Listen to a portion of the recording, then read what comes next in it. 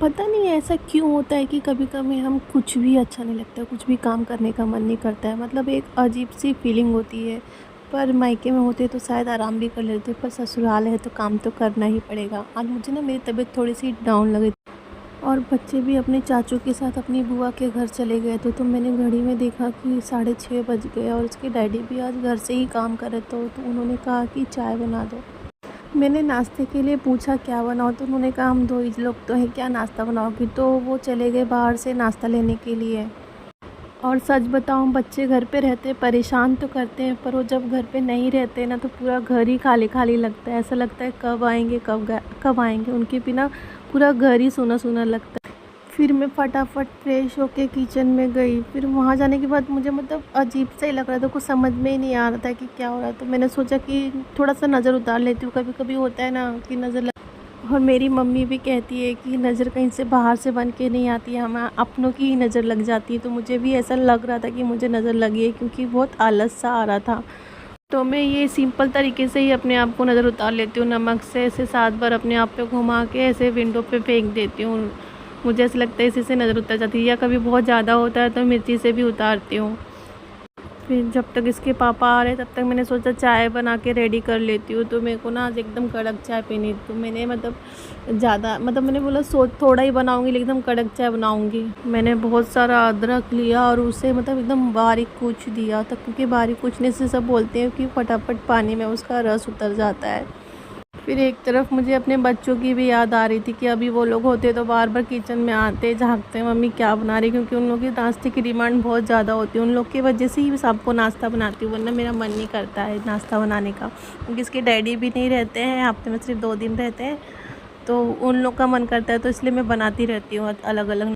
फिर एक बार ऐसा लगा कि बच्चों के यहाँ फ़ोन करके पूछ लूँ कि वो लोग ने कुछ खाया है कि नहीं खाया है। फिर सोची कि फ़ोन करूँगी तो वो लोग भी रोने ना लग जाए कहीं, तो मैंने जानते वो लोग कुछ खा पी लेंगे। और बुआ के यहाँ घर गए हैं तो खातिरदारी तो होगी ही। तो बहुत बोर हो रहा था, मतलब अकेला अकेला सा फील हो रहा था, कोई था ही नहीं घर पे।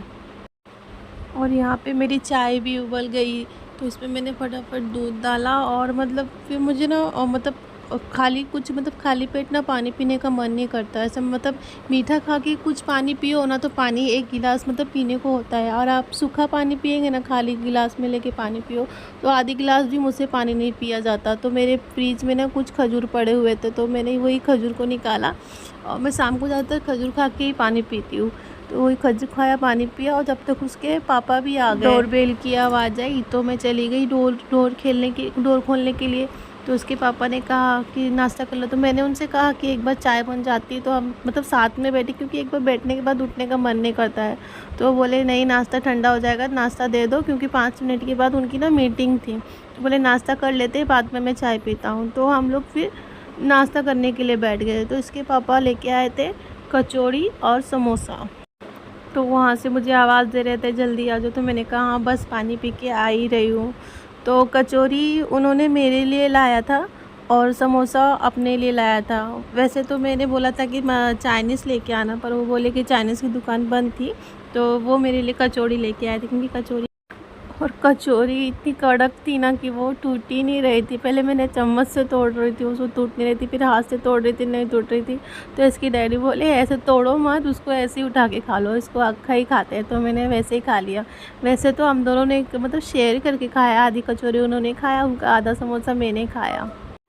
कचौरी समोसा एंजॉय करने के बाद वो ना मीटिंग में चले गए। तो उधर मेरी ना और मैं आराम से कचौरी खा रही थी, क्योंकि उनको ना मीटिंग था, इसलिए उन्होंने फटाफट खा के चले गए थे। तो इधर मेरी चाय भी पक के रेडी हो गई थी। तो पहले मैंने कप में चाय छाना, तो ना चाय थोड़ी सी बच रही थी, तो मैंने सोचा, और ना उस गिलास में आ रही भी नहीं, तो मैंने अपनी चाय ना गिलास में पलटी मार ली, और जितनी भी बची कुछ ही चाय थी ना सारी मैंने ले ली। क्योंकि ना ऐसे टाइम पे ना चाय ज़्यादा अच्छी लगती है, कि वो नींद को भगाती है और थोड़ी फुर्ती लाती है। तो मैं इसके पापा को उनके रूम में ही चाय दे दी। और फिर यहाँ पे मुझे अकेले चाय पीने का मन नहीं करता बैठ के, तो मैं अपनी चाय को ना विंडो पे लेके जाके आराम से बैठ के पीने लगी। क्योंकि ना आज शिवाजी जयंती था, तो बाहर ना थोड़ा शोरगुल मचा हुआ था, मतलब डीजे बाजा ये सब लगे थे, वहाँ बाहर से आवाज़ आ रही थी। मैं वहीं पे बैठ के शांति से अपनी चाय पी रही थी।